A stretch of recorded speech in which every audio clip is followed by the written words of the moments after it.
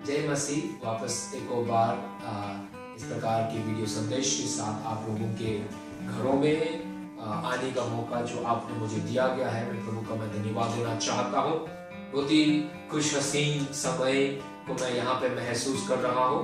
मुझे मालूम है काफी समय हो गया है इस प्रकार का एक वीडियो ब्लॉग कर और आप लोगों से बातें करने के बाद लेकिन इस एक माहौल को मैं अपनी जिंदगी में बहुत ही अच्छी रीति से मैं स्वीकार कर रहा हूँ, क्योंकि प्रभु मुझे यहाँ पे स्प्रिंगफील्ड मिजोरी अमेरिका में प्रभु परमेश्वर जो मुझे सिखा रहा है, अनुभव में ले चल रहा है, इन सारी चीजों को मैं आप लोगों से संघर्ष और संदेश के तौर पर मैं करना चाहता हूँ। और उम्मीद करता हूँ कि आगे आने वाले कुछ हफ्तों में इस प्रकार के एक स्टडी को हम करने वाले हैं, पढ़ाई को हम करने वाले हैं, और जिसके आधार पर ये आपको आपकी विश्वासिक जिंदगी में भी बहुत ही आशीष और अनुग्रह करेगा कर मैं प्रभु में मैं विश्वास करना चाहता हूँ। मेरे प्रियो, मैं एक चीज मैं अपनी जिंदगी में जो मैंने महसूस किया है मैं बताना चाहता हूँ। अकेलेपन हमें हमेशा घेरता है, हमें निचोड़ता है, हमें मारता है, लेकिन उन सारे समयों पर जो भी खुदा की ओर भाग जाता है, प्रभु उसे ऐसे पकड़ लेता है कि अकेलापन उसको छोड़कर चले जाता है। खुदा उसके साथ रहने के लिए तकलीफ में भी, हम हर पल में भी प्रभु उसका सहारा बन जाता है।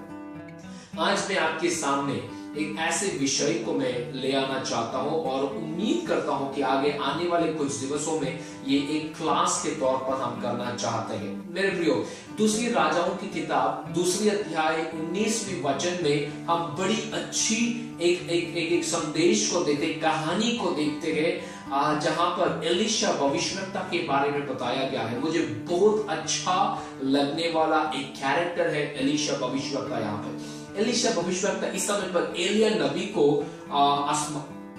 आसमान में जा चुका है। एलिया नबी जीना नहीं चाहता था, वो जाना चाहता था, प्रभु परमेश्वर को उठा लिया जाता है।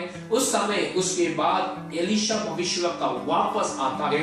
यरीको नाम के उस नगर से होकर एलिशा वापस जाना पड़ता है। उस समय पर यरीको के नगर से जाते समय हम देखते हैं कि यरीको के निवासियां एलिशा भविष्यवक्ता को दूर से ही देख लेता है, और जैसे ही ये नगर के निवासी दूर से एलिशा भविष्यवक्ता को देखता है, उनको पता चल जाता उनका छुटकारा, उनकी आशीष, उनका प्रश्नों की उत्तर, उनकी समस्या का हल उस व्यक्ति के जरिए है। और जैसे उस व्यक्ति को वे देखते हैं, वे सब निवासियां एक साथ होते हैं उस व्यक्ति के पास जाने के लिए जहां से उनको उत्तर मिलता है। मेरे प्रियो, कितनी अच्छी बात हम यहाँ पे सीख सकते हैं। यहाँ पर ये निवासियां एकमात्र हो जाते हैं उस व्यक्ति के जरिए उनके प्रश्नों का हल ढूंढने के लिए। हम जब भी एकमात्र होते हैं, जब भी हम एक झुंड बनते हैं, तो कितने मेरे प्रियो, कितने बार झगड़े होते हैं, कितने बार हम एक दूसरे की बुराइयां करते हैं, कितने बार हम एक दूसरे के खिलाफ ईर्ष्या रखते हैं, हम एक दूसरे के ऊपर कितने बार हम पत्थर मारने की कोशिश करते हैं। लेकिन यहाँ पर सिचुएशन अलग है, यहाँ पर इसकी वातावरण ही अलग है। यहाँ पर हम देखते हैं कि समस्या के समय पर उत्तर को आते हुए देखते हुए वे उस प्रश्नों को लेकर उस व्यक्ति की ओर भागते हैं। और वहां पर हम देखते हैं कि एलिशा नबी के पास आकर वो व्यक्ति कहते हैं कि हे स्वामी, तो दूर से जब देखता है यरीको के शहर को देखते समय बड़ा मनभावने जगह पर ये बसा हुआ है, देखने लायक जगह है। ऐसी खूबसूरत जगह दुनिया के एक और जगह पे नहीं होगा। मैं तो हमेशा बताता हूँ कि भारत जैसा खूबसूरत जगह दुनिया में कहीं और नहीं मिलेगा। यहाँ पे मुझे ऊंची इमारतें, बहुत सुंदर गाड़ियां, बगीचे, घर, सब कुछ मस्त है यहाँ पे। लेकिन मैं बताना चाहता हूँ, ये अपने देश के लिए प्रेम को रखते हुए बताता हूँ कि हमारे देश जैसा और कोई सुंदर जगह मैंने अभी तक देखा नहीं है।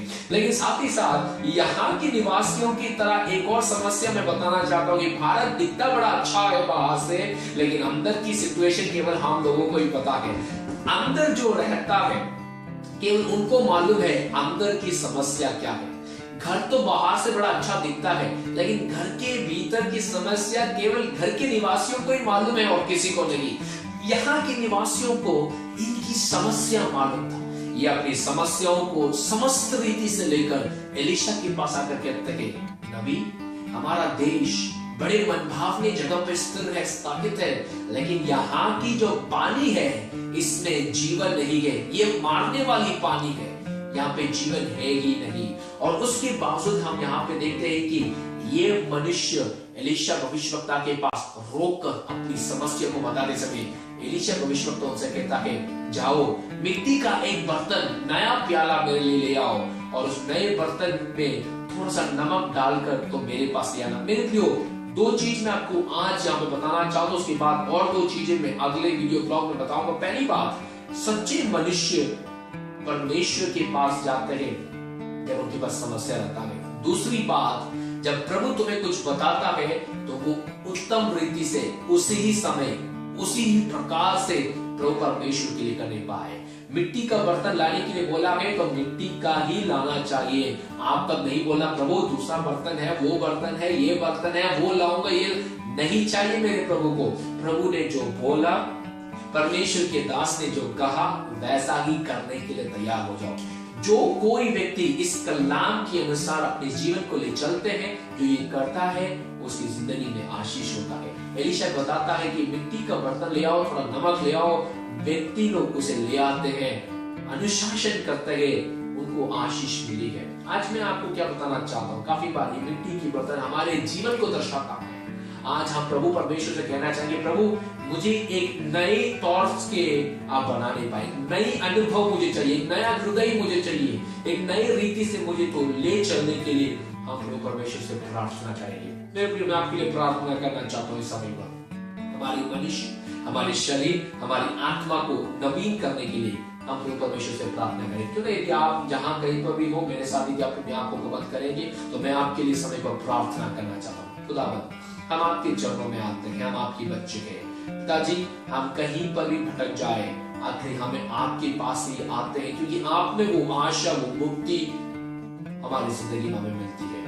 आज इस समय हम आपसे प्रार्थना करते हैं प्रभु परमेश्वर कि हमारे दिलों को तू नया करने पाए, हमारे शरीर को तू नया करने पाए। इस नए रीति से हम तेरे पास आते हैं, एक चीज मांगते हुए खुदा कि वो एक ही है कि तू हमें नया करने पाए, हमारे अंदर की सारी गंदी चीजों को तू निकालने पाए और हमें समस्त संपूर्ण रीति से चंगा करने पाए। आपने किया धन्यवाद, आपने किया धन्यवाद और आपने किया धन्यवाद यीशु मसीह के नाम से ही, आमीन। प्रभु आप सभी को आशीष करे। हम चाहते हैं कि आप ये प्रश्नों को हमसे आप पूछ सकते हैं, इसके पीछे आप कमेंट करें और अपने पेजेस में, फेसबुक में या कहीं पर भी आप शेयर करें, और ताकि हम आप जैसे और अनेक से व्यक्तियों से हम संबोधित करने का एक अच्छा माध्यम रहेगा।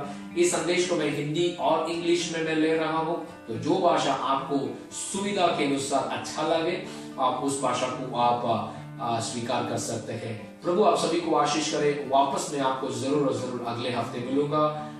खुदा आपको आशीष करे। आमीन।